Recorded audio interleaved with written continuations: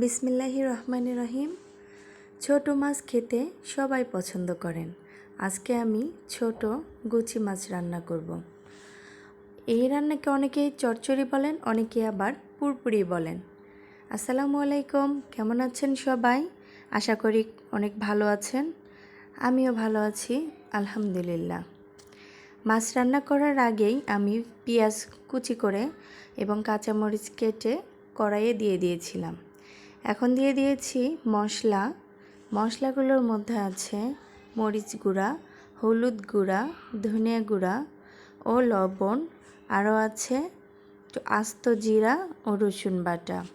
ভালো করে মেখে নিয়ে একটু মাছ দিয়ে দিব। মাছ দিয়ে তেল দিয়ে সুন্দর করে মাছটা মেখে নিব। অনেকেই বলেন মাছ মাখানোর মধ্যেই অনেক স্বাদ আছে।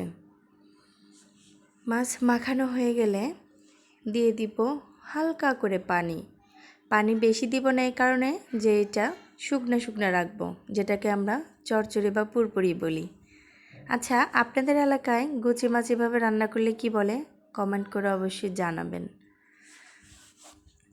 আমার পুরপুরিটা খেতে কিন্তু অনেক ভালো হয়েছিল। আর এই কিছুক্ষণ রান্না করে নেওয়ার পর এইটা হলো ফাইনাল রান্নার লুক।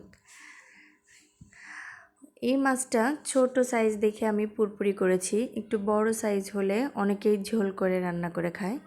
এই মাছ বড় হলে তাকে বাম মাছ বলে। আপনাদের এলাকায় এই মাছকে কী নামে চেনেন অবশ্যই কমেন্ট করে জানাবেন। পাশে থাকার জন্য ধন্যবাদ। আল্লাহ হাফেজ।